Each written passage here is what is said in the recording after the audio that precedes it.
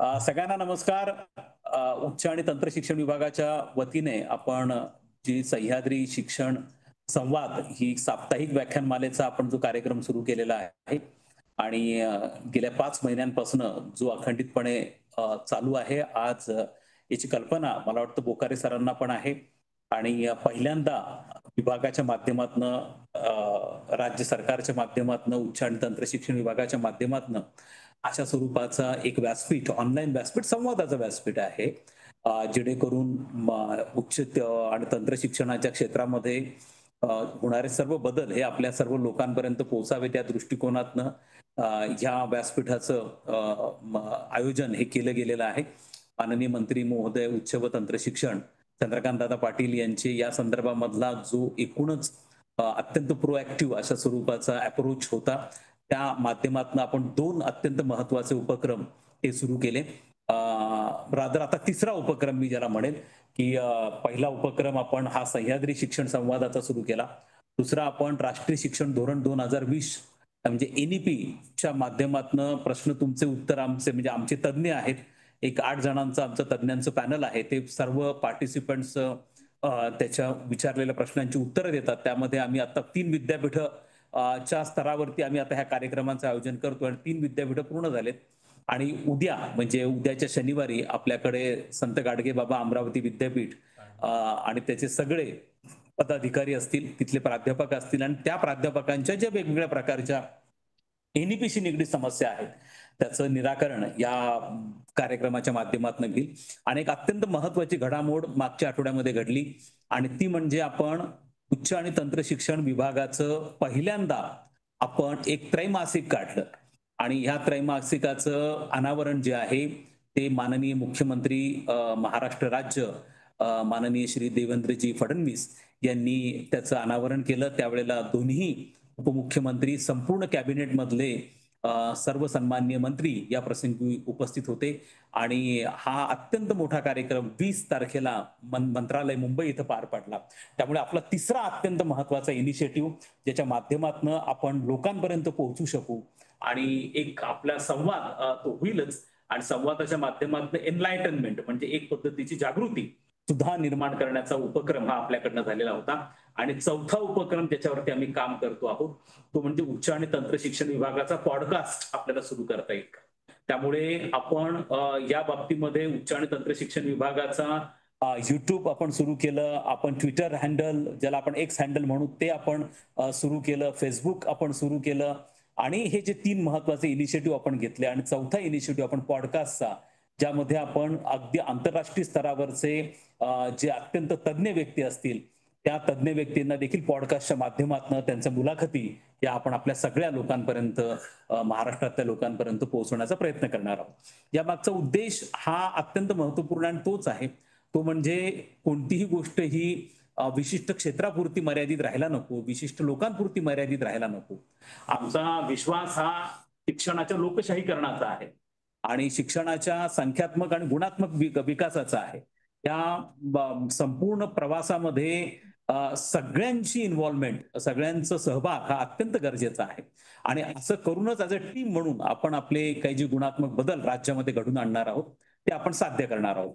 या परंपरेमधनं आज आपण अत्यंत महत्वाचा विषय निवडून एका अत्यंत त्या विषयातल्या तज्ञ व्यक्तीला आपण आज आमंत्रित केलंय.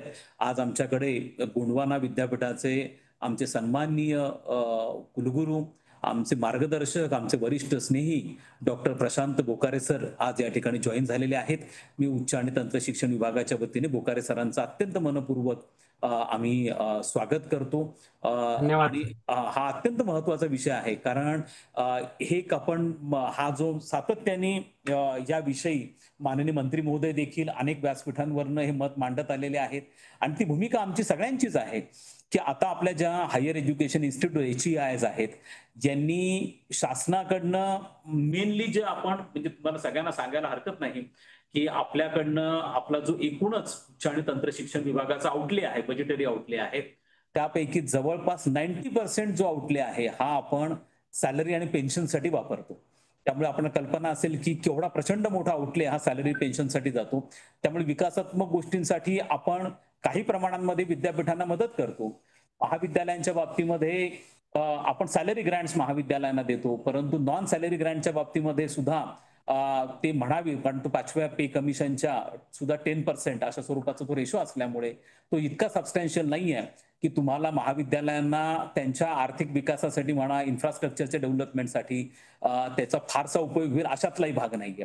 त्यामुळे प्रत्येक HEIने, हायर एज्युकेशन इन्स्टिट्यूटनी आपण कोणत्या माध्यमातनं काही निधी उभा करू शकतो, कारण अशा स्वरूपाने निधी उभा करणं हे अत्यंत गरजेचं आहे. आणि त्या माध्यमातनं आपण शैक्षणिक गरजा त्या क्षेत्राच्या आपण कशा पद्धतीने विद्यार्थ्यांच्या शैक्षणिक गरजा कशा पद्धतीने पूर्ण करू शकतो, हा एक आव्हानाचा इश्यू आहे. आणि अनेक महाविद्यालयांनी त्याच्या बाबतीमध्ये काही चांगले मॉडेल्स हे उभे केले. फॉर एक्झाम्पल IIT मुंबई जे आहे त्यांनी फ्रेंड्स ऑफ IIT मुंबई नावाचं एक कॉपी बुक तयार केलेलं आहे. त्याचप्रमाणे महाराष्ट्र शासनाचं एक सिमश्री म्हणून मुंबईला आमची एक संस्था आहे आणि त्यांनी अॅल्युमनायच्या बाबतीमध्ये खूप चांगल्या पद्धतीने एक इन्स्टिट्यूशनल स्ट्रक्चर त्यांनी इरेक्ट केलं आहे. अनेक विद्यापीठांमध्ये अॅल्युमनायच्या संदर्भामध्ये त्यांचे स्वतंत्र सेक्शन्स आहेत, त्यांचे कन्व्हेन्शन्स, अॅन्युअल कन्व्हेन्शन्स होत असतात. पण त्याला अग्रेसिव्हली आपण कसं परस्यू करू शकतं, शासनाच्या म्हणजे केंद्र सरकार आणि राज्य सरकार यांच्या आर्थिक निधीच्या मदतीशिवाय आणखीन असे कोणते स्रोत आहेत की ज्याचं जे महाविद्यालय एक्सप्लोर करू शकतात, विद्यापीठ एक्सप्लोर करू शकतात आणि जे गरजेचं आहे त्या विशेष करून जो CSRच्या माध्यमातून दिले जाणारे फंड्स आहेत ते कसे टॅप करता येतील, हा एक अत्यंत कळीचा, अत्यंत महत्वाचा मुद्दा आहे.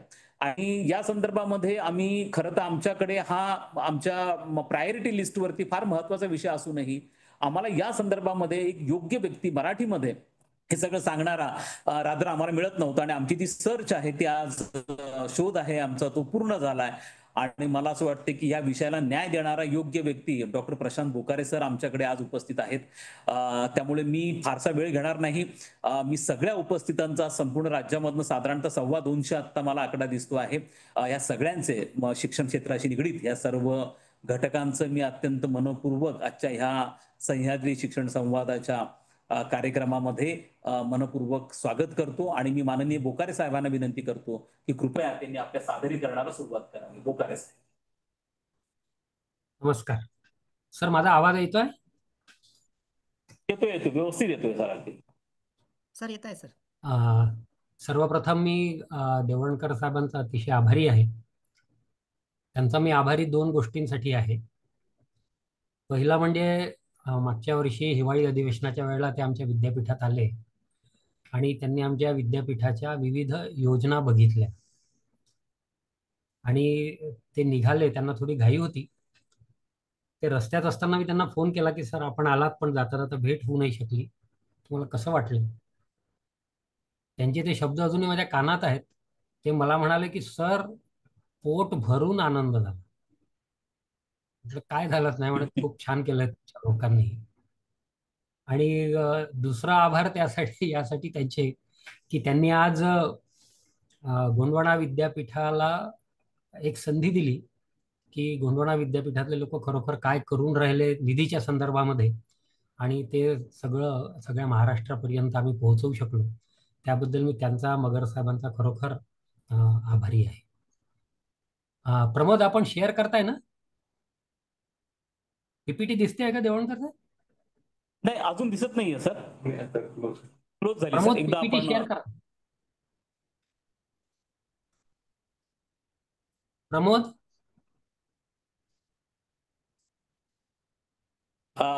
दरम्यानच्या काळात बोकारे सर, मी फक्त आणखीन एका सन्माननीय व्यक्तीचं स्वागत करतो. सगळेच आपल्याकडे सन्माननीय आहेत. आज शिवाजी विद्यापीठाचे आदरणीय कुलगुरू, आमचे मार्गदर्शक आदरणीय शिर्के साहेब पण आज आपल्या सादरीकरणाला आहेत. मी शिर्के साहेबांना विनंती करतो की आपण कृपया आजच्या ह्या कार्यक्रमाचं सर अध्यक्षस्थान भूषवावं आणि बोकारे सरांचं सादरीकरण झाल्यानंतर आपण कृपया याचा अध्यक्ष समारोपण करावा. Bokare sir, please, over to you.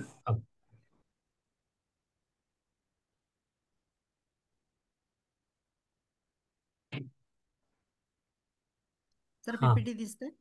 हा, दिसतंय. पहिल्या स्लाइड वर. हो, आता दिसतंय सर, प्लीज. पहिल्या स्लाइडला आहे.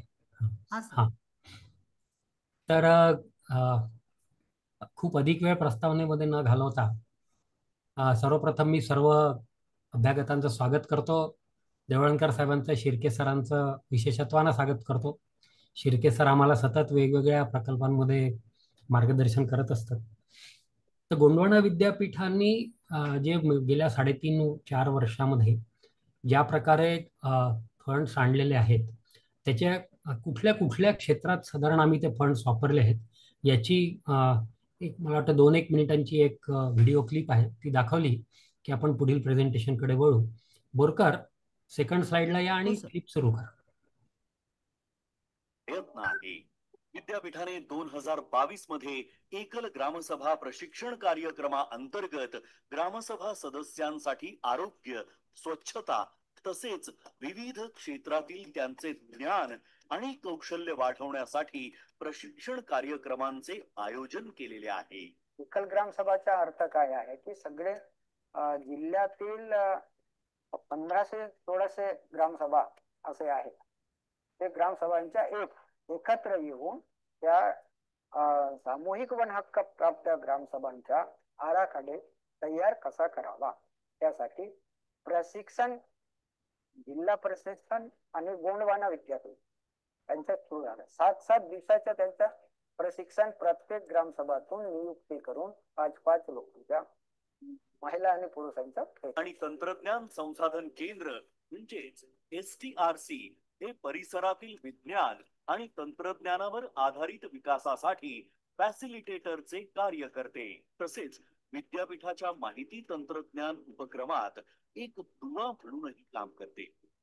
परिसरातील लोकांच्या उदरनिर्वाहाचा स्तर वृद्धिंगत करण्यात विज्ञान आणि तंत्रज्ञान संसाधन केंद्राचा सिंहाचा वाटा आहे.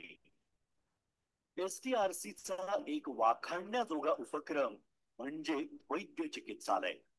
या उपक्रमात विद्यापीठाच्या व्यासपीठावरून भारतीय पारंपरिक उपचार पद्धतींना प्रोत्साहन देण्यात येते. केंद्राच्या मुख्य शाखा म्हणजेच मत्स्यपालन आणि उपजीविका, बांबू क्राफ्ट आणि उपजीविका तसेच NTFP औषधी वनस्पती आणि इतर उपजीविका यांमुळे स्थानिक समुदायांचे विशेषतः उपेक्षित आदिवासी समुदायांचे जीवनमान सुधारण्यात मदतधिष्ठित प्रशिक्षण देण्यासाठी टाटा टेक्नॉलॉजी तर संगणक साक्षरतेसाठी अल्फा अकॅडमी, गोंडवाना विद्यापीठ आणि जिल्हा प्रशासनाच्या संयुक्त विद्यमाने उपक्रम राबवत आहेत. MIS प्रणालीमध्ये महाराष्ट्रातल्या 3 विद्यापीठांमध्ये गोंडवाना विद्यापीठाला प्रशस्ती पत्र देखील मिळाले आहे. विद्यापीठाने विद्यार्थ्यांना रोजगाराधिष्ठित शिक्षण देण्यासाठी महाराष्ट्र शासन व राष्ट्रीय उच्चतम शिक्षा अभियान यांच्या सहकार्याने मॉडेल डिग्री कॉलेजची स्थापना केलेली आहे. या माध्यमातून सर्व विद्यार्थ्यांना रोजगार उपलब्ध करून देण्याचा विद्यापीठाचा प्रयत्न आहे. गोंडवाना विद्यापीठाने tribe take community entrepreneurship foundation म्हणजेच ट्रायसेफ द्वारे पर्यावरणात सकारात्मक प्रभाव करणाऱ्या गडचिरोली परिसरातील स्टार्टअप उद्योजकांसाठी त्यांच्या शैक्षणिक पार्श्वभूमीत कोणताही भेदभाव न करता एक प्रयोगशील व्यासपीठ उपलब्ध करून दिले आहे. या भागात राहणाऱ्या आदिवासींच्या उपजीविकेचं प्रमुख स्रोत हे गौण वन उपजांवर आधारित प्रक्रिया आणि त्याच्यापासून उत्पादने तयार करणे हे आहे. या गोष्टीचा विचार करून विद्यापीठाने गौण वन उपज, शेती, मत्स्यपालन, पर्यटन, ड्रोन, पंचगाव्य, पारंपरिक औषधी अशा 8 विविध क्षेत्रातील अवलंबांची ओळख केलेली आहे. आणि यातून आतापर्यंत जवळपास 20 नव उद्योजकांची नोंदणी झाली. एक उल्लेखनीय उपक्रम म्हणजे माननीय कुलगुरूंनी सुरू केलेला विद्यापीठ आपल्या गावात हा होय. स्थानिक समुदायाच्या सहकार्याने शिक्षणाचा प्रसार करण्यासाठी आणि या परिसरातील शिक्षण अर्धवट सोडलेल्या विद्यार्थ्यांना दर्जेदार उच्च शिक्षण देण्यासाठी या उपक्रमाची सुरुवात झाली. परिसरात एक परिपूर्ण स्वरूपाचे कॉलेज स्थापन करणे जे इतर शैक्षणिक संस्थांना अनुसरण्यासाठी नमुना म्हणून काम करू शकेल हे या उपक्रमाचे मुख्य उद्दिष्ट आहे.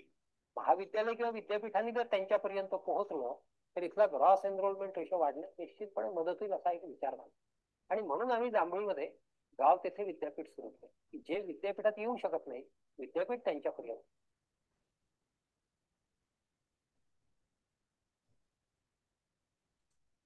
हा प्रमोद, नेक्स्ट स्लाइड.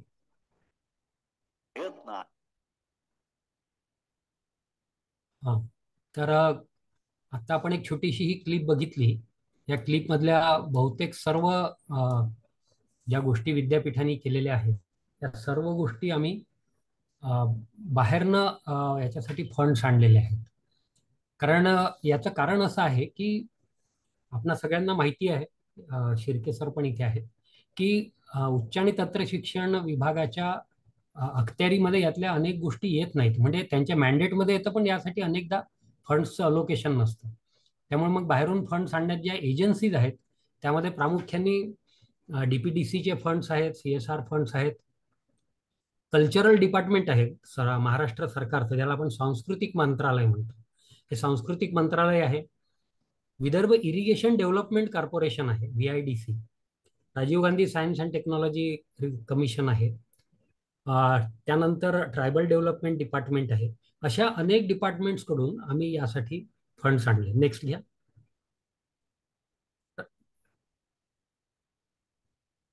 नेक्स्ट घ्या आणखी. हा, येस.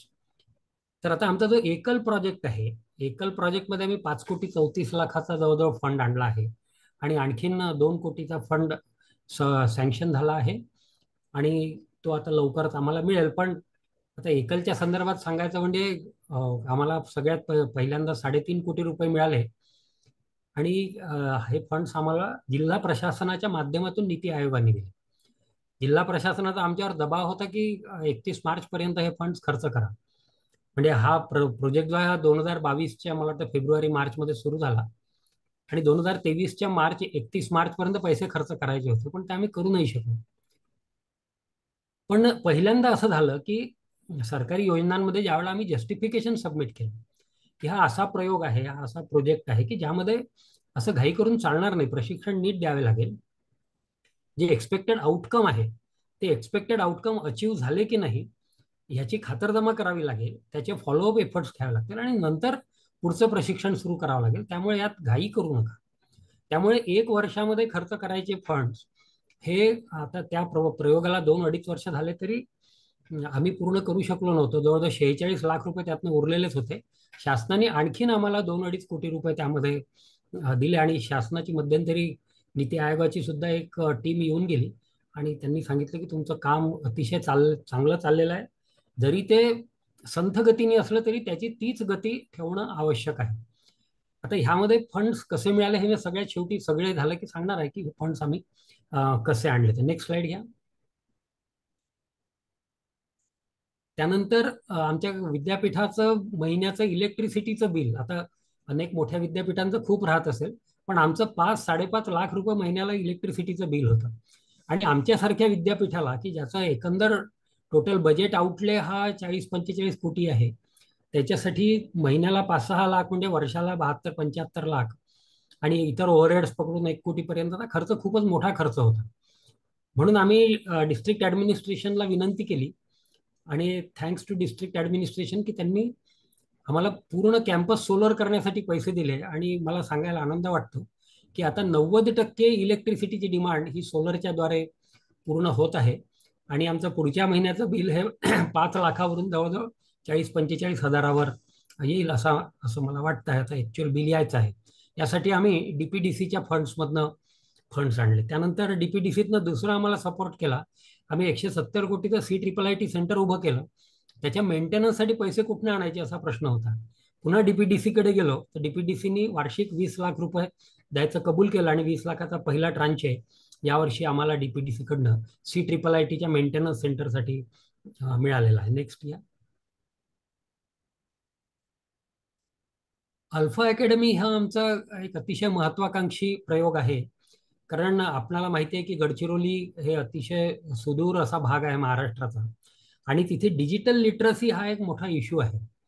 म्हणजे मोबाईल हँडसेट ज्याला आपण स्मार्टफोन म्हणतो हा सगळ्यांकडेच आहे, पण ज्याला डिजिटल लिटरसी म्हणतो ती लिटरसी नाही आहे आणि त्यामुळे अनेक मुलांना नोकऱ्या मिळवण्यामध्ये अडचणी जातात. आणि ज्यावेळेला आमच्या टीमला कळलं की जिल्हा प्रशासनाकडे डिजिटल लिटरसीसाठी आणि स्किल डेव्हलपमेंटसाठी पैसे आहेत, आम्ही प्रपोजल सबमिट केलं आणि जिल्हा प्रशासनाने सहर्ष आम्हाला जवळजवळ सुरुवातीला लॅब उभं करायला 1,20,00,000 दिले. त्यानंतर मेंटेनन्ससाठी पैसे दिले आणि आता सतत ते आम्हाला निधी देत आहेत. पहिल्या बॅचला 500 मुलं होते, त्यामधलं आमचं टार्गेट एम्प्लॉयमेंट त्यामध्ये 10% होतं. म्हणजे 500 पैकी 50 मुलांना आम्हाला प्लेस करायचं होतं आणि आम्ही 55-57 मुलांना प्लेसमेंट दिलं.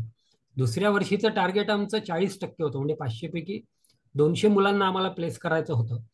तर ते 40% टार्गेट पूर्ण न होता आम्ही जवळजवळ 37-38% अडकलो. आणि आता या वर्षीचं टार्गेट हे 50% आम्ही ठेवलेलं आहे. पण ह्यामध्ये आनंदाची गोष्ट अशी की इन्फ्रास्ट्रक्चरसाठी म्हणजे कॉम्प्युटर्स घेण्यासाठी, लॅब एस्टॅब्लिश करण्यासाठी आणि ते सगळं चालवण्यासाठी आजपर्यंत DPDC मधून आम्हाला 4,08,00,000 वर पैसे मिळालेले आहेत. आणि आता तशाच प्रकारच्या लॅबॉरेटरी गोंडवाना विद्यापीठाच्या माध्यमातून सर्व जिल्हा तहसील स्तरांवर म्हणजे भामरागड, एटापल्ली, सिरोंचा, अहेरी, कुरखेडा, आरमोरी आणि कोरची ह्या ठिकाणी पण आता उभ्या करायचे जिल्हा प्रशासनाने ठरवलं आहे. आणि त्याचे नॉलेज पार्टनर म्हणून गोंडवाना विद्यापीठ राहणार आहे आणि इन्फ्रास्ट्रक्चर आणि मेंटेनन्स हे सगळं जिल्हा प्रशासन देणार आहे. त्यानंतर आपणाला माहिती आहे की गोंडवाना विद्यापीठामध्ये आता जवळजवळ 178 कॉलेज आहेत आणि 67 परीक्षा केंद्र आहेत. या सर्व परीक्षा केंद्रांवर आता आपण बरंचसं डिजिटायझेशन केलं आहे, पण तरी सुद्धा प्रत्येक परीक्षा केंद्राला एक लॅपटॉप, एक फोटोकॉपियर मशीन, इंटरनेटची सुविधा हे देण्यामध्ये विद्यापीठाला दरवर्षी प्रचंड खर्च यायचा. कारण लॅपटॉप, फोटोकॉपियर, इंटरनेट सुविधा नसल्यामुळे हे सगळं भाड्याने घेऊन विद्यापीठाला पैसे द्यावे लागत होते. तर यावर्षी 1,50,00,000 रुपये आम्हाला DPDCने दिले आणि 68 पैकी 20 सेंटर्सला आम्ही फोटोकॉपियर मशीन, लॅपटॉप, इंटरनेट सुविधा इत्यादी गोष्टी पुरवू शकलो. त्यामुळे गोंडवाना विद्यापीठाच्या साधारण निधीवरचा बराचसा भार यावर्षी DPDCच्या फंड्समुळे हलका झाला. नेक्स्ट या.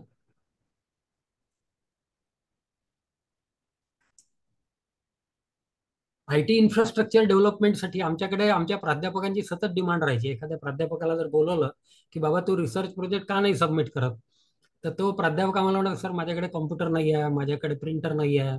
ते खरंही होतं. तर मग आमच्या लक्षात आलं की DPDC मध्ये IT इन्फ्रास्ट्रक्चर डेव्हलपमेंटसाठी फंड्स आहेत.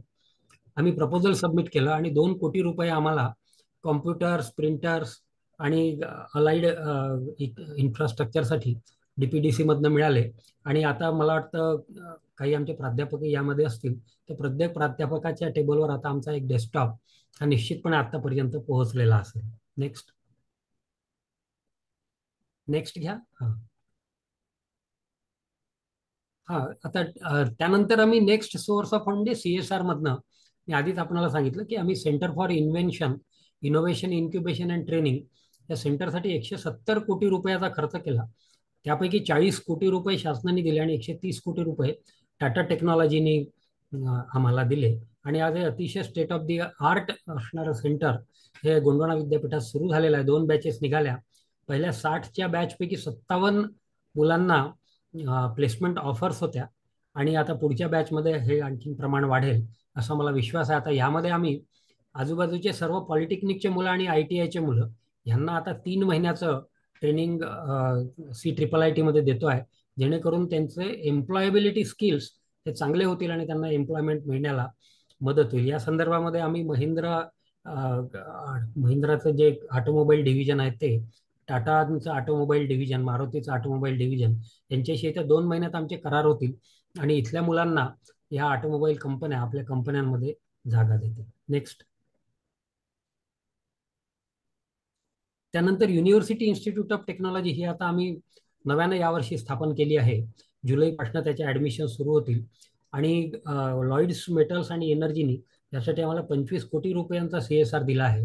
यामध्ये साधारण अरेंजमेंट अशी आहे की सगळा कॅपिटल एक्सपेंडिचर लॉइड्स मेटल आणि एनर्जी करेल आणि ऑपरेशनल एक्सपेंडिचर ऑपेक्स हा गोंडवाना विद्यापीठ करेल. यासाठी आम्ही ऑस्ट्रेलियाच्या कर्टिन विद्यापीठासोबत MOU केला आहे आणि आमच्या स्थानिक गरजा लक्षात घेऊन, म्हणजे आता मोठ्या प्रमाणामध्ये मायनिंग आमच्याकडे येत आहे, मोठ्या प्रमाणामध्ये स्टील प्लांट्स येत आहेत आमच्याकडे, यांना सगळं लागणारं कॉम्प्युटर आणि डिजिटल इन्फ्रास्ट्रक्चर लागणार आहे.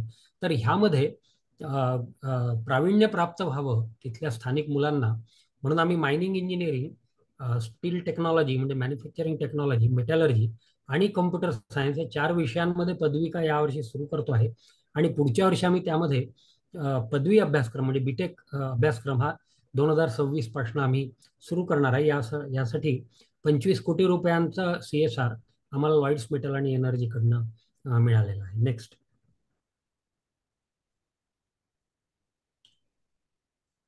टाटा कन्सल्टन्सी सर्व्हिसेसकडनं आम्हाला प्रत्यक्ष CSR न मिळता ट्रेनिंगच्या स्वरूपामध्ये CSR मिळाला आहे. मागच्या वर्षी त्यांनी 200 विद्यार्थ्यांचं ट्रेनिंग केलं आणि यावर्षी सुद्धा तेवढ्याच मुलांचं ट्रेनिंग करण्याचा त्यांचा मानस आहे.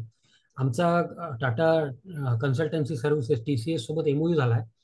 आणि मी नागपूर विद्यापीठामध्ये इन्चार्ज असताना एक अतिशय अभिनव कल्पना आम्ही राबवली होती. तीच आता गोंडवाना विद्यापीठातही राबवणार आहे, की ज्यामध्ये TCS ही आमच्या कॅम्पसला येऊन मुलांना ट्रेन करेल. TCSला जे गरजेचे स्किल आहेत, कौशल्य आहेत, त्या कौशल्यामध्ये ते मुलांना ट्रेन करतील आणि मग प्राधान्याने त्यांचं प्लेसमेंट TCS मध्ये करण्याचा ते प्रयत्न करतील. नागपूर विद्यापीठात हा प्रयोग अतिशय यशस्वी झाला. जे मला वाटतं 50 मुलांचं ट्रेनिंग आम्ही सुरू केलं होतं, त्यापैकी 30 की 32 मुलं हे TCS मध्ये आतापर्यंत प्लेस झालेले आहेत.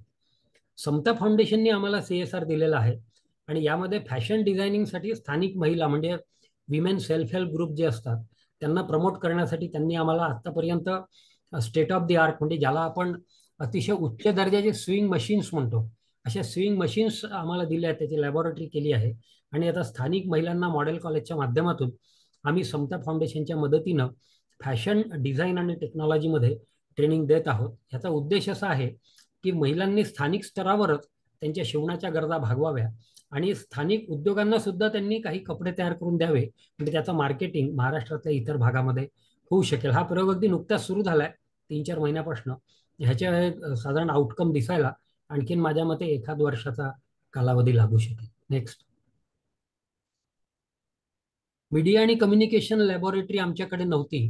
आमच्याकडे मास कम्युनिकेशन डिपार्टमेंट आहे, परंतु त्या डिपार्टमेंटला अतिशय अत्याधुनिक इक्विपमेंट्स लागतात ज्याच्याद्वारे ते डिजिटल मीडियामध्ये मुलांचं ट्रेनिंग होऊ शकतं.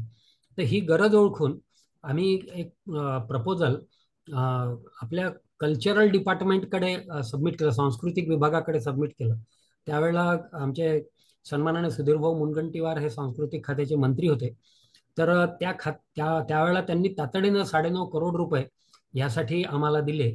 त्यापैकी 6 कोटी रुपयांचं इन्फ्रास्ट्रक्चरमध्ये त्याची बिल्डिंग आणि 3.5 कोटी रुपयाचं त्यामध्ये अतिशय अत्याधुनिक अशा प्रकारचे इक्विपमेंट्स आम्ही त्यामध्ये करतो आहे. त्याचा टेंडर झालेला आहे.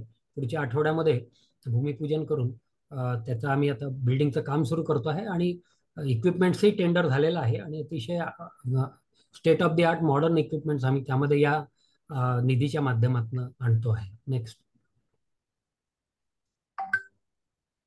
हा एक अतिशय नाविन्यपूर्ण प्रयोग गोंडवाना विद्यापीठाने केलेला आहे की ज्यासाठी आम्ही Vidarbha irrigation development corporation, Vidarbha पाटबंधारे विकास महामंडळ यांच्याशी MOU केला आणि गोसेखुर्दचं जे पाणी होतं, गोसेखुर्दमध्ये आजही आपणाला कदाचित ऐकून आश्चर्य वाटेल, आपण टीव्हीवर रोज बातम्या बघतो की जलाशयांमध्ये इतकाच पाणी साठवला वगैरे असं, परंतु गोसेखुर्दचं टोटल अवेलेबल वॉटरपैकी केवळ 20% पाणीच वापरण्यात येत होतं आणि उर्वरित 80% पाणी हे तलावात तसंच राहत होतं.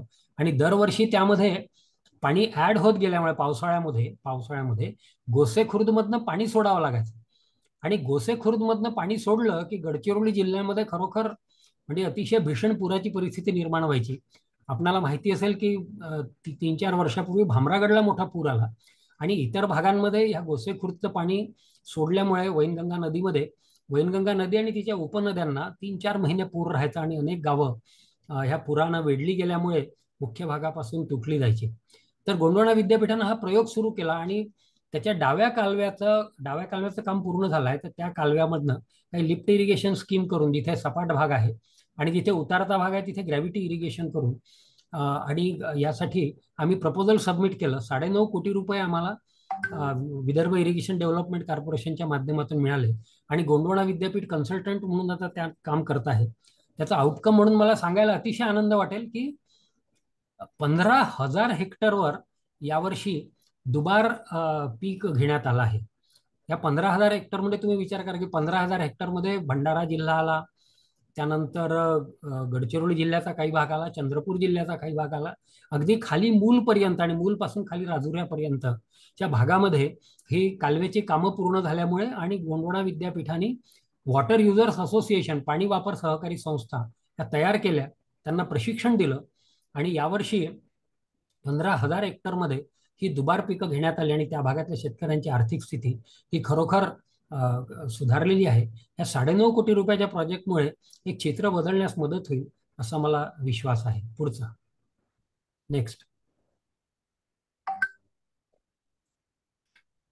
त्यानंतर आम्हाला सायन्स अँड टेक्नॉलॉजी रिसोर्स सेंटरसाठी RGSTC म्हणजे Rajiv Gandhi science and technology सेंटरनी 15,70,00,000 रुपयांचा निधी दिला होता आणि त्यापैकी आतापर्यंत 13,94,00,000 आम्हाला मिळालेले आहेत.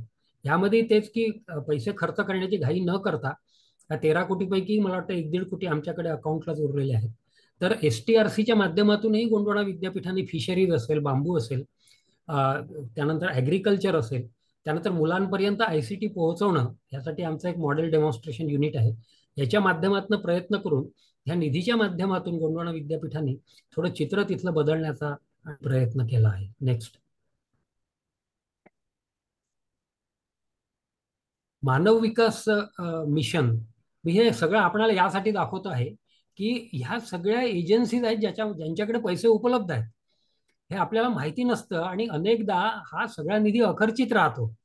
तर आपल्या महाविद्यालयांनी किंवा विद्यापीठांनी सुद्धा जर या सगळ्या एजन्सीजकडे अर्ज केले तरी निश्चितपणे इथनं निधी प्राप्त होतो आणि जो अखर्चित निधी असतो हा खर्चीला जातो आणि ह्या एजन्सीजना सुद्धा रिलायबल एजन्सीज पाहिजे असतात खर्च करणारे. NGOंना देण्याच्या फारसे ते अनुकूल नसतात, परंतु गव्हर्नमेंट एजन्सीजला ते निश्चितपणे देतात.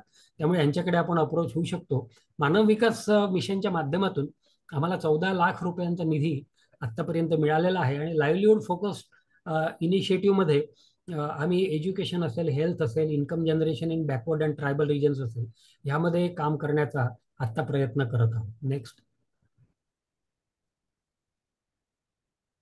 दुसरा मानव विकास मिशननी दिलेला इंटिग्रेटेड फिश फार्मिंगमध्ये एक आमच्या STRCने खूप छान काम केलं. आम्ही फिश व्हेंडिंग मशीन तयार केलं. आपण जर बाजारात गेलात आणि आता जे लोक मासळी खातात त्यांना लक्षात आलं असेल की बाजारात गेलं तर मासळी अतिशय अनहायजेनिक कंडिशनमध्ये आपल्याला मिळते. तर गडचिरोली जिल्ह्यामध्ये मासळीचं प्रोडक्शन इतकं आहे की आणि खपतही खूप आहे, म्हणजे मागणी पण खूप आहे. त्यामुळे गडचिरोली जिल्ह्यामध्ये गोड्या पाण्याचे मासे हे जेवढे तयार होतात तेवढे सगळेच्या सगळे गडचिरोली जिल्ह्यामध्येच विकल्या जातात. तर हे विकताना हे चांगल्या हायजेनिक कंडिशन्समध्ये विकावे यासाठी आमच्या STRCनी फिश व्हेंडिंग मशीन तयार करत. त्यासाठी मापसूचं आम्हाला खूप मदत झाली. मापसूसोबत आमचा MOU पण आहे त्या संदर्भामध्ये. आणि आता हे फिश व्हेंडिंग मशीन हे मोठ्या प्रमाणात आता त्याची मागणी आमच्याकडे वाढते आहे. तर ते आम्ही मानव विकास मिशनच्या माध्यमातून आणि डिस्ट्रिक्ट ॲडमिनिस्ट्रेशनच्या माध्यमातून केलेलं आहे. नेक्स्ट.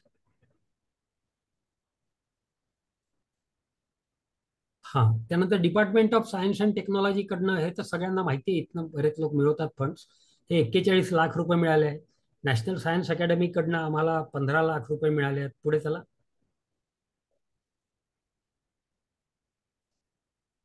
स्किल डेव्हलपमेंटसाठी संकल्प ह्या योजनेच्या अंतर्गत आम्हाला 2 लाख रुपये मिळाले आहेत आणि त्यामध्ये आमच्या लोकांनी एक अतिशय चांगला उपक्रम केला, तो म्हणजे बांबूचे आर्टिफॅक्ट्स बनवण्यासाठी जे इम्प्लिमेंट्स असतात, हे इम्प्लिमेंट्स पूर्वी आपल्याकडे जर्मनीतनं आपण आयात करायचो आणि त्याची किंमत एका इम्प्लिमेंटसाठी जवळजवळ 4,000 रुपये पडायची. पण आमच्या लोकांनी जे लोहार लोक असतात त्यांना हाताशी धरून आणि ह्या पैशाचा वापर करून स्थानिक स्तरावर इम्प्लिमेंट्स तयार केले, जे 250 ते 300 रुपयामध्ये आता आम्ही स्थानिक बुरड समाजाला देऊ शकतो. आणि ते झाडण्यांपासून सगळ्या गोष्टी हा बुरड समाज, झाडण्या, ताटवे असतील, हे सगळं बांबूपासून तयार करत आहे. तर या निधीचा उपयोग आम्ही त्या कामासाठी केलेला आहे. Next please. UPSCच्या आणि MPSCच्या ट्रेनिंगसाठी आपल्याला माहिती आहे की बार्टी आणि TRTIच्या माध्यमातून सर्वच विद्यापीठांना असा निधी मिळत असतो. तो गोंडवाना विद्यापीठालाही मिळाला आहे. आतापर्यंत त्यामध्ये 27 लाख रुपये आम्हाला निधी मिळालेला आहे. पुढे नेक्स्ट. तर अशा रीतीने आपण हे बघू शकता की वेगवेगळ्या एजन्सीच्या माध्यमातून आतापर्यंत गोंडवाना विद्यापीठाने 244.93 कोटी रुपये इतका निधी गेल्या 3-3.5 वर्षामध्ये आणलेला आहे. आणि ह्या माध्यमातून गोंडवाना विद्यापीठ तिथल्या स्थानिक स्तरावरच्या लोकांना मदत करण्याचा प्रयत्न करत आहे आणि चित्र बदलण्याचा प्रयत्न करत आहे. आता कळीचा मुद्दा हा आहे की हे पैसे आणायचे कसं, म्हणजे हा निधी कसा आणायचा. यासाठी आम्ही एक जी SOP डेव्हलप केली होती त्यामध्ये सर्वप्रथम स्थानिक स्तरावरच्या गरजा ओळखणे. कारण आपण अनेकदा म्हणतो की विद्यापीठाचं काम तुम्ही प्रेझेंटेशन बंद केलं तरी चालेल प्रमोद. ठीक आहे. हा, हो सर. तर आपण नेहमी म्हणतो की विद्यापीठांचं काम UG-PG ला शिकवणे आणि UG-PG ला शिकवल्यानंतर त्या मुलांच्या परीक्षा घेणं, त्यांना डिग्र्या देणं ह्यापर्यंत मर्यादित असतं असं आपण अनेकदा समजतो. परंतु मी गोंडवाना विद्यापीठात रुजू झाल्यानंतर नागपूरच्या एका ज्येष्ठ शिक्षण तज्ज्ञांनी मला सांगितलं की आपलं जे संस्था आहे त्याचं नाव आहे युनिव्हर्सिटी. म्हणजे आपलं जे टास्क आहे ते युनिव्हर्स आहे. आणि आपला युनिव्हर्स कोणता आहे तर गोंडवाना विद्यापीठाचा युनिव्हर्स आहे गडचिरोली आणि चंद्रपूर जिल्हा. ह्या युनिव्हर्सच्या ज्या काही गरजा असतील त्या सगळ्या गरजा लक्षात घेऊन जर विद्यापीठाने काम केलं, युनिव्हर्सिटीने काम केलं, तर युनिव्हर्सिटी खऱ्या अर्थाने लोकांच्या कामाला पडेल, समाजाच्या कामाला पडेल. तर त्याला अनुसरून गोंडवाना विद्यापीठाचे आमचे प्राध्यापक, आमचा नॉन टीचिंग स्टाफ, आमचे रजिस्ट्रार, आमचे प्रकुलगुरू, आमचे विविध अधिष्ठाता हे सगळे अतिशय म्हणजे काय म्हणतात त्याला आनंदाने या सगळ्या गोष्टींमध्ये काम करतात. ते सर्वप्रथम स्थानिक गरज काय आहे हे लक्षात घेतात. म्हणजे एकलच्या संदर्भात मला म्हणजे अजूनही आठवतं की आमचे डॉक्टर मडावी एक दिवस आले आणि ते म्हणाले की सर, पेसा ऍक्ट हा 1996ला तयार झाला आहे, त्यामध्ये ग्रामसभांना अधिकार आहे, ग्रामसभा ही स्टॅच्युटरी बॉडी आहे, पण ग्रामसभेतल्या लोकांना ह्याविषयी काही माहितीच नाही आहे. मग एक दिवस आम्ही देवाजी तोफांकडे गेलो मेंढ्याला. मेंढा हा देशभरातला अतिशय वेगळा असा लोकशाहीचा उपक्रम आहे. मध्यंतरी आम्ही MSFDAच्या माध्यमातून मेंढ्याचा लोकशाही उपक्रम ह्या नावानीच एक आठवडाभराची कार्यशाळा मेंढ्यालाच घेतली. त्यामध्ये देशभर महाराष्ट्र राज्यातून मला वाटतं 20-25 प्राचार्य आणि प्राध्यापक सहभागी झाले होते. त्यांचे मला अजूनही फोन येत असतात. ते म्हणतात की सर, अतिशय चांगला उपक्रम आहे, आम्हाला आमच्या विद्यार्थ्यांना घेऊन तिथे यायचं आहे. तर तिथे आम्ही देवाजी तोफांना भेटायला गेलो. त्यांना म्हटलं आपल्याला काय करता येईल, तर ते म्हणाले आपण प्रशिक्षण आयोजित करूया. मग आम्ही कलेक्टरकडे गेलो. कलेक्टरनी नीती आयोगाशी संपर्क साधला. नीती आयोगाकडे प्रपोजल सबमिट झाला आणि जिल्हा प्रशासनाच्या माध्यमातून त्यावेळेला मला आठवतं श्री संजय मीना हे जिल्हाधिकारी होते, अतिशय संवेदनशील जिल्हाधिकारी होते गोंडवाना गडचिरोली जिल्ह्याचे. त्यांनी नीती आयोगाकडनं तो निधी आणून आम्हाला दिला. अशा प्रकारे ती जी लोकल गरज होती, आज 398 ग्रामसभांमध्ये आमचं प्रशिक्षण पूर्ण झालं आहे. प्रत्येक ग्रामसभेमध्ये 10-10 लोक प्रशिक्षित झाले आणि त्यांनी वापस जाऊन ग्रामसभेला प्रशिक्षित केलं.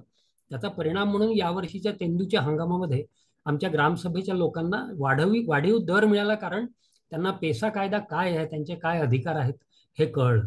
त्यामुळे स्थानिक गरज लक्षात घेणं, त्या गरजेप्रमाणे प्रपोजल तयार करणं, आणि हे प्रपोजल तयार करण्यासाठी एक टीम सतत विद्यापीठात असावी लागते. आमच्याकडे काही प्राध्यापक, काही विद्यार्थी आणि आमच्या प्रशासनातले काही लोक यांची एक टीम सतत तयार असते की कुठलंही प्रपोजल त्यांना म्हटलं की ते पटकन 4 दिवसामध्ये आम्हाला प्रपोजल तयार करून देतात. आम्ही 4-6 लोक ते रिव्ह्यू करतो, एकमेकांकडे ऑनलाईन पाठवतो, काय त्यामध्ये करेक्शन्स असतील त्या करतो आणि असं आम्ही प्रपोजल सबमिट करतो. आतापर्यंत आम्ही जवळजवळ 100-125 प्रपोजल सबमिट केले. त्यापैकी आमच्या 20-22 प्रपोजल्सला आम्हाला यश आला. म्हणजे ही साधारण सक्सेसचा रेट असतो. पण एखादं प्रपोजल सबमिट केलं आणि त्याला यश आलं नाही तर निराश होऊन चालत नाही. सतत आशादायी राहावं लागतं आणि पुढचं प्रपोजलसाठी तयारी करावी लागते. आणि हे प्रपोजल दिल्यानंतर प्रपोजल्स आपल्याकडे तयार असतात. आमच्याकडे अनेक प्राध्यापक असे आहेत, अनेक आमचे काही कर्मचारी असे आहेत की ज्यांचे जिल्हा प्रशासनात मित्र आहेत.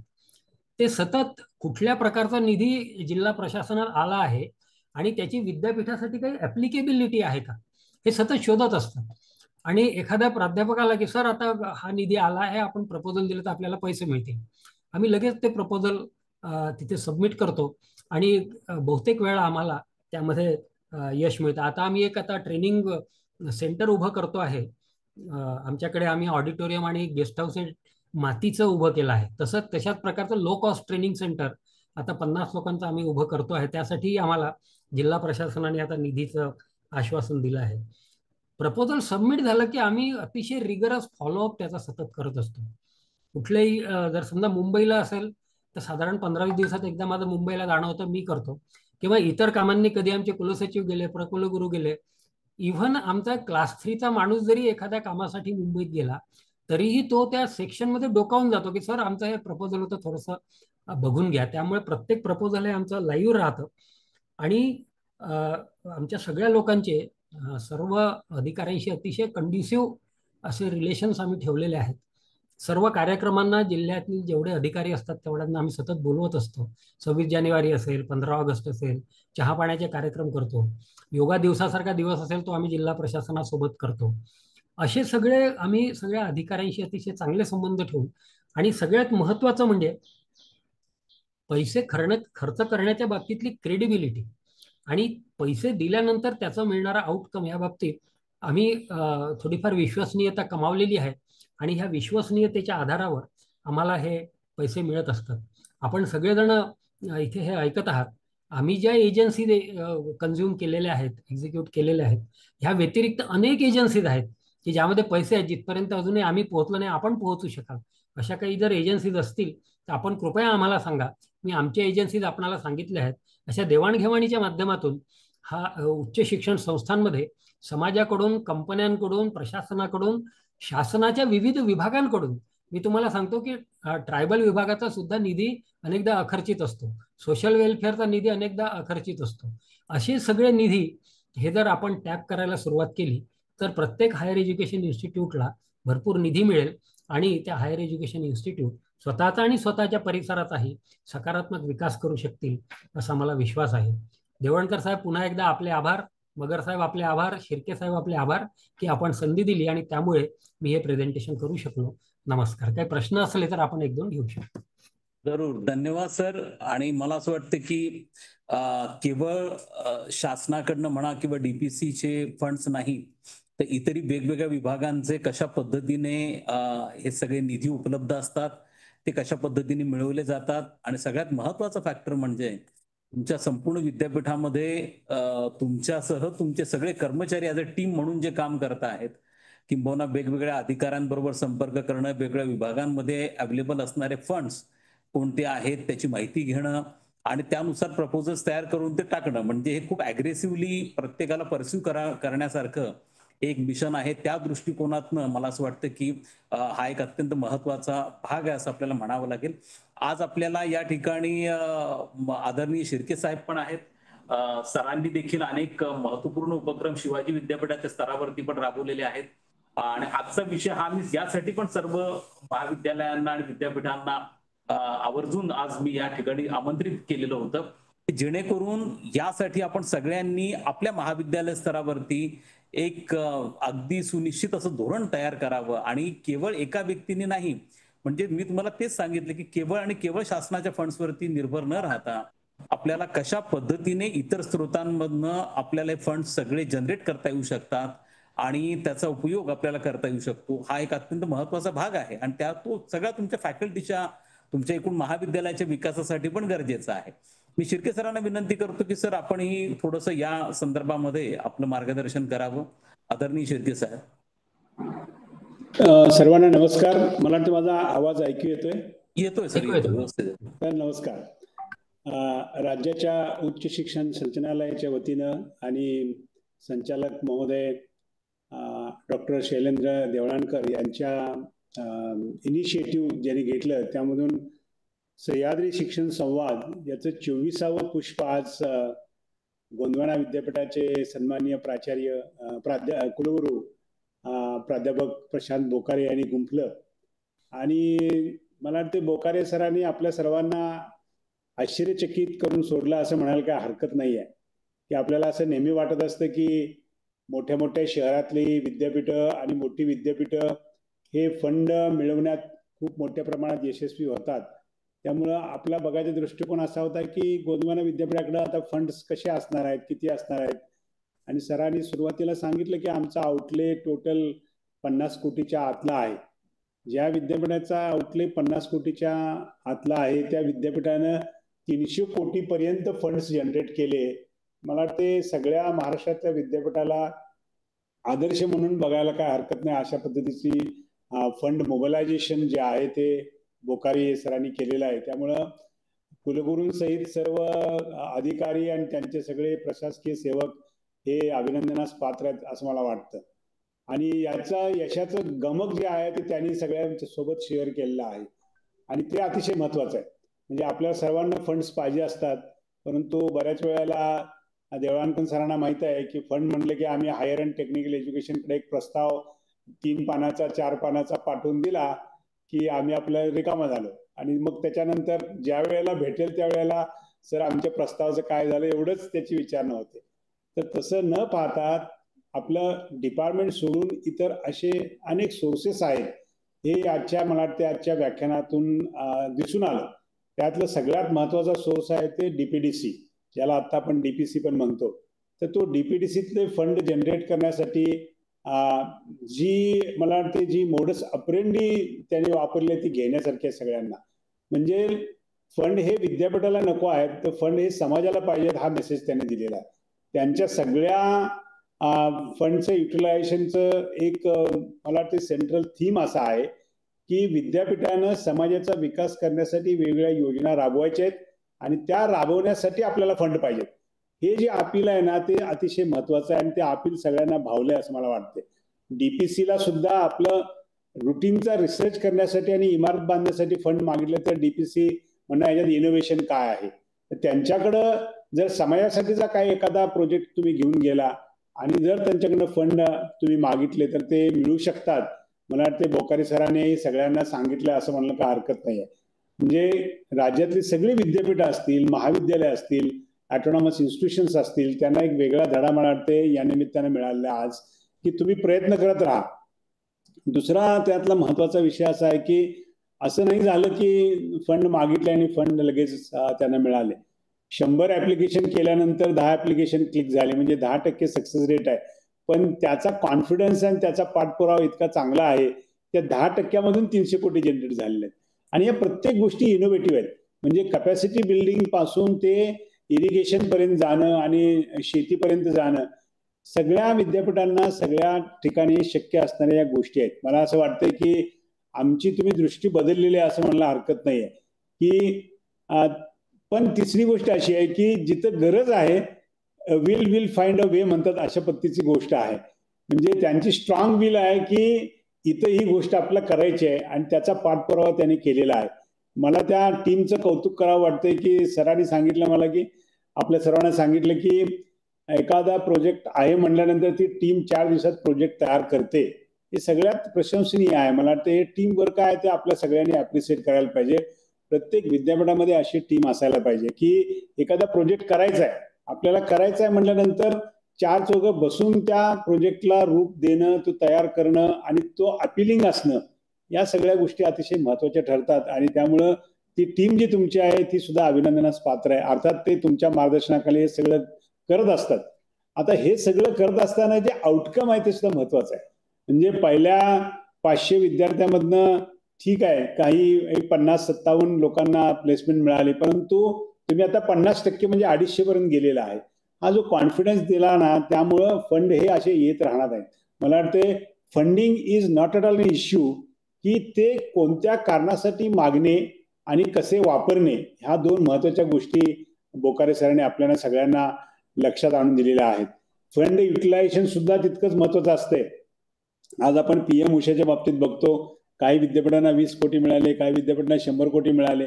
पण ते 20 कोटी खर्च करायचा प्लॅन प्रॉपर करणे, 100 कोटी खर्च करायचा प्लॅन प्रॉपर करणे आणि तो एक्झिक्यूट करणे सुद्धा अतिशय महत्वाचं असते. म्हणजे काही वेळा असं घडतं की फंड आपल्याकडे उपलब्ध आहेत पण त्याचं प्लॅनिंग जर प्रॉपर युटिलायझेशनचं नाही केलं तर ते फंड तसेच शिल्लक राहतात. पण बोकारे सरांच्या बाबतीत त्यांचं 5%, 10%च्या पेक्षा सुद्धा शिल्लक कमी राहिली नाही. ती 90% पेक्षा जास्त त्यांनी अतिशय चांगल्या पद्धतीनं खर्च केलेला आहे. मला वाटते असा एकही भाग त्यांनी सोडलेला नाहीये. म्हणजे शेती असेल किंवा फिशरीज असेल किंवा बांबू असेल किंवा पारंपरिक वैद्यकीय सेंटर्स असतील किंवा टाटा टेक्नॉलॉजीच्या माध्यमातून स्किल बिल्डिंग असेल हे सगळं मला वाटतं त्यांनी कव्हर केलेलं आहे. आणि त्यामुळं आपण सर्वांनीच म्हणजे राज्यातल्या सगळ्या विद्यापीठाच्या कुलगुरूंनी घेण्यासारखी गोष्ट आहे की स्थानिक गरजा ओळखणे हा सगळ्यात अतिशय महत्वाचा आणि कळीचा मुद्दा आहे. आणि स्थानिक गरजा या फक्त शहरातच नसतात, तर त्यांचं जे क्षेत्र आहे 2 जिल्ह्याचं, 3 जिल्ह्याचं, 1 जिल्ह्याचं, त्या ठिकाणी सगळ्यांना ही संधी असते. आणि ही संधी खरं म्हणजे अतिशय चांगल्या पद्धतीनं वापरायचं कसं हे आजच्या व्याख्यानातून आपल्या सर्वांना दिसून आलेलं आहे. मला असं वाटतंय की स्टेट लेवलचं एक आदर्श विद्यापीठ फंड रिसोर्सेस किंवा मोबिलायझेशनच्या बाबतीतलं म्हणून गोंदवाना विद्यापीठाचं आपण सर्वांनी नाव घ्यायला पाहिजे. आणि त्याचं सगळं क्रेडिट कुलगुरू महोदय आणि त्यांचे सगळे सहकारी यांना जातं. कारण ज्या स्कीम्स आपल्याला माहीत नाही आहेत त्या सुद्धा त्यांनी माहिती करून दिलेल्या आहेत. आणि या स्कीम्समध्ये म्हणजे RGSTC कडून सुद्धा एखादा चांगला प्रोजेक्ट आपला राबवता येतो किंवा टाटा टेक्नॉलॉजी असेल किंवा TCSचे इनडायरेक्ट फंडिंग सुद्धा आपल्याला मिळवता येतं. ट्रेनिंग तर सगळीकडेच आवश्यकता आपल्याला असते. आणि असा वर्ग सगळ्याच विद्यापीठाच्या परिक्षेत्रामध्ये असतो की ज्याला ट्रेनिंगची अतिशय जरुरी असते. आणि विद्यार्थी सोडून सुद्धा जे इरिगेशनचं काम झालेलं आहे ते मला ते अफलातून आहे असं मी मानतो. कारण जादा पाण्यानं होणारा पुराचा धोका आणि पुराचं नुकसान टाळून दुबार पिकाकडे येणं म्हणजे त्या पाण्याचा अतिशय चांगल्या पद्धतीनं वापर करायसाठी सुद्धा योजना विद्यापीठ करू शकतं हे तुम्ही दाखवून दिलेलं आहे. एकंदरीत कृषी आणि अकृषी या दोन्ही विद्यापीठाचे प्रोजेक्ट तुम्ही राबवलेत असं मला असं वाटतं. कारण इरिगेशनचा प्रोजेक्ट तर तो कृषीचा प्रोजेक्ट असं म्हणायला काय हरकत नाही. फिशरीजचा प्रोजेक्ट सुद्धा तो सुद्धा कृषीचा म्हणायला सुद्धा हरकत नाही आहे. मी आज पहिल्यांदा फिश वेंडिंग मशीन हा शब्द ऐकला. म्हणजे वेंडिंग मशीन म्हणजे आपल्याला चांगलं म्हणजे पहिल्यांदा पैसे काढायचं मशीन असं म्हणून बघतो आपण. नंतर काय तर खायच्या काही गोष्टी काही असतील आपले कोल्ड्रिंक्स असतील किंवा अशा गोष्टी आपण बघत होतो. पण फिश वेंडिंग मशीन ही अभिनव कल्पना आहे मला वाटते आणि ती सगळ्यांनीच उचलून धरलेली आहे. अतिशय चांगल्या पद्धतीची कल्पना आहे. मला वाटते अशा कल्पना प्रत्येक शहरामध्ये गावामध्ये जिथे जिथे महाविद्यालय आणि विद्यापीठ आहे आणि जिथे जिथे अशा प्रकारची उपलब्धी होते असा विचार करायला सुद्धा आपल्याला हरकत नाही आहे. त्यामुळे इनोव्हेशन हे खऱ्या अर्थानं इनोव्हेशन तुम्ही करून दाखवलेलं आहे.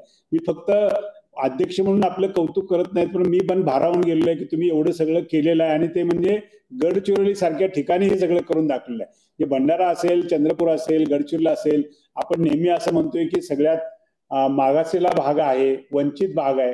या वंचित भागाच्या विकासामध्ये विद्यापीठानं खूप मोठं योगदान दिलेलं असं म्हणतोय. हे only not limited to mobilisation of funds पण त्याचं चांगलं युटिलायझेशन पण तुम्ही करून दाखवलेलं आहे. आपण सर्वांनी या सगळ्याच गोष्टी घेण्यासारख्या आहेत. आणि मला वाटतं एक आजच्या व्याख्यानानं या संवादामुळं सगळ्यांची दृष्टी बदलेल. माझी व्यक्तिशः तर निश्चितच बदललेली आहे. आणि त्या दृष्टीनं आपण विचार करू की गरजा ओळखून प्रपोजल्स तयार करू आणि प्रॉपर फंडिंग एजन्सीला सबमिट करू आणि त्याचा पाठपुरावा करू. म्हणजे जे काय मोडस ऑपरेंडी तुमचे आहे ती गरज ओळखायची, प्रपोजल लिहायचं, प्रपोजल सबमिट करायचा, पाठपुरावा करायचा, फंड युटिलाइज प्रॉपर करायचं, त्यातनं आत्मविश्वास वाढवायचा आणि त्यातला आउटकम दाखवायचं. ही जी आहे ती अतिशय महत्वाची आहे. नाहीतर यातला एक जरी धागा मला वाटतं एक सुद्धा स्टेप जर आपण बाजूला ठेवली तर मला वाटतं पुढच्या भविष्यात फंड मिळवायला सुद्धा आपल्याला अडचणी येऊ शकतात. हे सगळं अतिशय चांगलं मॉडेल म्हणून याकडे बघायला पाहिजे. आणि माझी आपल्याला सरांना एक विनंती असेल की सर एक छोटे डॉक्युमेंट तुम्ही तयार करा आणि सगळ्या विद्यापीठाला हे डॉक्युमेंट सक्सेस स्टोरी म्हणून तुम्ही द्या. मला वाटतं बरीच विद्यापीठ यातनं चांगलं काहीतरी घेतील आणि भविष्यामध्ये विद्यापीठ या दृष्टीने बघतील की फंड हे फक्त विद्यापीठाच्या इमारती किंवा रिसर्च लॅब किंवा रिसर्च प्रोजेक्टसाठीच नसतात, समाजाच्या विकासासाठी सुद्धा असतात. आणि समाजाचा विकास हा मोठ्या प्रमाणात विद्यापीठ करू शकतं आणि अशा पद्धतीसाठी हे फंड वापरले जातात. हा मेसेज मला वाटतं आजच्या व्याख्यानाने सर्वांना मिळालेला आहे. आपलं मनपूर्वक अभिनंदन करतो आणि संचालक महोदयांना खूप धन्यवाद देतो की त्यांच्या सगळ्या या आयडियाज ज्या आहेत त्यातनं वेगवेगळे गोष्टी चालू आहेत. आणि गोष्ट चालू करणं सोपं असतं, सातत्य ठेवणं अतिशय अवघड असतं.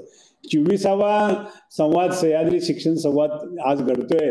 मला वाटतं सिल्वर ज्युबलीला आता ड्यू आहे तो आणि त्यामुळे सिल्वर ज्युबलीला संचालक महोदय आणि त्यांच्या टीमचं अभिनंदन मी ऍडव्हान्स मध्ये करतो आणि आपली रजा घेतो. धन्यवाद. नमस्कार. धन्यवाद सर. मला वाटतं शिर्के साहेब हे स्वयंस्फूर्तीने नेहमी आमच्या ह्या कार्यक्रमांना आवर्जून उपस्थित असतात आणि त्यामध्ये आपले एक्सपर्ट कॉमेंट्स देत असतात या सगळ्या गोष्टींमध्ये. आणि सर आपल्या याचा पर्पजच हा आहे, म्हणजे या माध्यमातून अदरवाईज हे गोंडवानाचं जे मॉडेल आज बोकारे साहेबांनी उभारलं आलेलं आहे आणि त्याच्या माध्यमातून जसं तुम्ही अगदी योग्य पद्धतीने सांगितलं की 50 कोटीचा आउटले आणि 300 कोटींचं फंड मोबिलायझेशन आज हे इतकं रिमार्केबल आहे. आणि हे आज हे कशा पद्धतीने त्यांनी केलं, हे हाच आदर्श किंवा हेच एक्झाम्पल बाकी सगळ्या ठिकाणी हे घेतलं जावं आणि ते त्याचा कशा पद्धतीने इम्प्लिमेंट केलं जावं या दृष्टिकोनातूनच आपण आजचा हा संवादचा व्यासपीठ क्रिएट केला की जेणेकरून बाकी संस्था यातनं काही व्हॅलिड इनपुट्स, कन्स्ट्रक्टिव्ह इनपुट्स या घेऊ शकतील आणि तोच याचा सगळ्यात महत्वाचा उद्देश आहे. मला असं वाटतं की आपल्याला तसा वेळ आपला झाला आहे, पण काही पार्टिसिपंट्सला या संदर्भामध्ये बोकारे साहेबांसाठी काही प्रश्न असतील, स्पेसिफिकली फंडशी निगडीत काही प्रश्न असतील तर काही हँड रेज करावे. 1-2 प्रश्न आपण त्या संदर्भातले नक्कीच आपण घेऊ शकतो. कोणाचे काही असल्यास प्रश्न.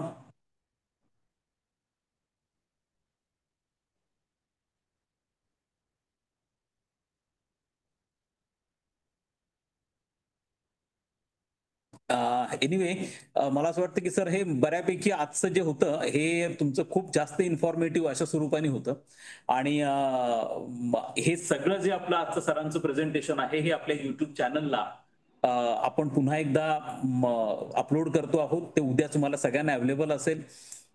थोडं मी पुन्हा एकदा शेवटी जरा 2-3 महत्वाचे इनिशिएटिव्ह, एक म्हणजे आपण उच्च आणि तंत्र शिक्षण विभागाचं त्रैमासिक त्याचं प्रकाशन नुकतंच माननीय मुख्यमंत्री साहेबांनी केलेलं आहे. अतिशय महत्वपूर्ण असं त्रैमासिक आहे ज्याच्यामध्ये एक युनिव्हर्सिटीच्या संदर्भामधला एक स्वतंत्र सेक्शन आहे ज्याच्यामध्ये प्रत्येक कुलगुरू आपल्या विद्यापीठाविषयी लिहित आहेत. मला असं वाटतं की बोकारे साहेबांनी आपल्या या विषयी जरूर त्या त्रैमासिकामध्ये कॉन्ट्रीब्यूट करावं येत्या काळामध्ये. तसंच मी आवाहन करतो आपल्या सगळ्या महाराष्ट्रातल्या प्राध्यापकांना, कुलगुरूंना आणि शिक्षण क्षेत्रातील लोकांना की हे ओपन प्लॅटफॉर्म, जसा हा एक प्लॅटफॉर्म आहे तसं मॅगझिन पण एक ओपन प्लॅटफॉर्म आहे. त्याच्या माध्यमातून आपल्या सगळ्या संस्थांपर्यंत ते मॅगझिन पोहोचणार आहे. उच्च आणि तंत्र शिक्षण विभाग त्याचं प्रकाशन करतो आहोत. पहिल्यांदा असं मॅगझिन कोणता विभाग काढत आहे स्वतःहून, म्हणजे लोकराज्य आणि योजना आपल्याला माहिती आहेत, परंतु विभाग म्हणून एक आपण काढतो आहोत उच्च आणि तंत्र, आणि त्याचा खूप उत्तम अंक, पहिला अंक त्याचा आलेला आहे. त्यामुळे त्याच्यासाठी तुम्ही सगळ्यांनी कॉन्ट्रीब्यूट करावं असं मी सगळ्यांना या प्रसंगी आवाहन करतो. दुसरा अत्यंत महत्वाचा उपक्रम जो आपण लवकरच हाती घेतो तो म्हणजे उच्च आणि तंत्र शिक्षण विभागाचं पॉडकास्ट आपण सुरू करतो आहोत. आणि याच्या माध्यमातून जसं मी तुम्हाला सांगितलं की महाराष्ट्रामध्ये वेगवेगळ्या प्रकारचे विद्यापीठांकडनं अनेक एक्सपर्ट्सना, विचारवंतांना, तज्ज्ञांना आमंत्रित केलं जातं. ज्यांचे प्रेझेंटेशन्स, यांची सगळी माहिती त्या विद्यापीठापुरतीच मर्यादित राहतील, तसं न होता ती सगळ्या राज्यापर्यंत पोहोचावी यासाठी आपण ते पॉडकास्ट, आता ही बैठक झाल्यानंतरच पॉडकास्टची तात्काळ एक बैठक आम्ही आयोजित केलेली आहे. अशा अनेक इनिशिएटिव्ह आहेत, परंतु तुमचं सगळ्यांचं याच्या माध्यमातून तुम्ही काही इन्स्पायर होणं, काही त्यातून इनपुट्स घेणं आणि आपण आपल्या विद्यार्थ्यांसाठी, आपल्या संस्थेच्या विकासासाठी योगदान देणं हे अत्यंत गरजेचं राहणार आहे. मी आजच्या ह्या कार्यक्रमासाठी उच्च आणि तंत्र शिक्षण विभागाच्या आमच्या सह्याद्री शिक्षण संवादासाठी आजचा हा 24वा अखंडितपणे आपण हा पाठ केलेला आहे. यासाठी आज आमचे आदरणीय गोंडवाना विद्यापीठाचे कुलगुरू प्रशांत बोकारे सर या ठिकाणी उपस्थित झाले. त्याचप्रमाणे शिवाजी विद्यापीठाचे आदरणीय कुलगुरू शेळके साहेब या ठिकाणी उपस्थित झाले.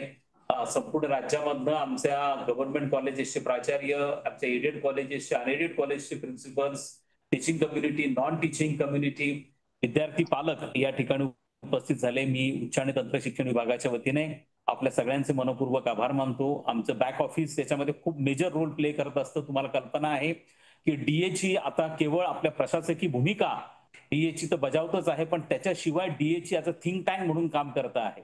आणि तुम्ही आज माझ्या बाजूला मागे जो सेटअप बघत आहात, हा सेटअपच्या बाजूला तुम्हाला दिसते डीएचची एक स्वतंत्र लायब्ररी आता आपण डेव्हलप करतो आहोत.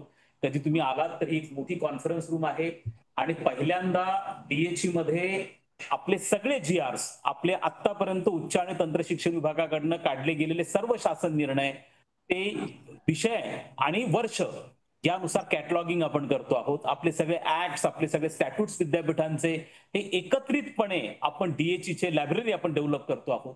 आणि या लायब्ररीमध्ये सगळ्या गोष्टी ठेवल्या जातील. ज्याला कोणाला संशोधन करायचं आहे, कोणी पत्रकार आहे, कोणी प्राध्यापक आहे, ज्याला पर्टिक्युलरली काही GR विषयी काही संशोधन करायचंय, काही रिसर्चचा टॉपिक त्यांनी घेतलाय, ते इथे येऊ शकतात, आमच्या कॉन्फरन्स रूम मध्ये बसू शकतात. या सगळ्या रिसर्च फॅसिलिटीचा फायदा ते यानंतर घेऊ शकतात. हे आता डेव्हलपिंग स्टेजमध्ये आहे आणि कधीतरी आम्हाला बरोबर आम्ही सगळा कॅमेरा फिरून तुम्हाला दाखवू. फार उत्तम पद्धतीची लायब्ररी आपण DHEच्या माध्यमातून करतो आहोत. आपलं संपूर्ण बॅक ऑफिस जे DHEचं आहे ते प्राध्यापक मगर सर असतील, प्रशांत मगर असतील किंवा प्राध्यापक सिनलकर आहेत, हे दोघे जण आपलं DHEचं बॅक ऑफिस सांभाळत आहेत.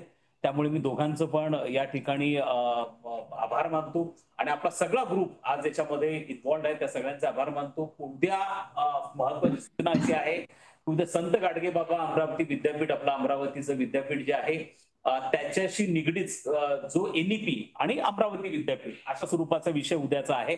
त्यामुळे संत गाडगेबाबा अमरावती विद्यापीठाशी अफिलिएटेड सर्व एडेड अनएडेड महाविद्यालयाच्या प्राध्यापकांनी तुम्हाला लिंक, आपली जी कायमस्वरूपी लिंक असते त्या लिंक वरती जॉईन व्हायचं आहे. आणि उद्या 11 वाजता हा कार्यक्रम सुरू होतो. 11 ते 1 असा असतो. त्यात आमचे तज्ज्ञ असतील आणि अमरावती विद्यापीठाचे सन्माननीय कुलगुरू आणि त्यांचे सगळे बाकी पदाधिकारी डीन पर्यंत सगळे आहेत, ते सगळेजण या ठिकाणी जॉईन झालेले असतील. त्यामुळे उद्या आपण त्या कार्यक्रमात सगळेजण भेटणार आहोत. पुन्हा पुढच्या शुक्रवारी 25 जसं शिर्के साहेबांनी सांगितलं, अत्यंत महत्वपूर्ण अशा स्वरूपाचा आपला पुढचा सुद्धा प्रेझेंटेशन असणार आहे. पुढच्या शुक्रवारी 5 वाजता आपण सगळेजण भेटू.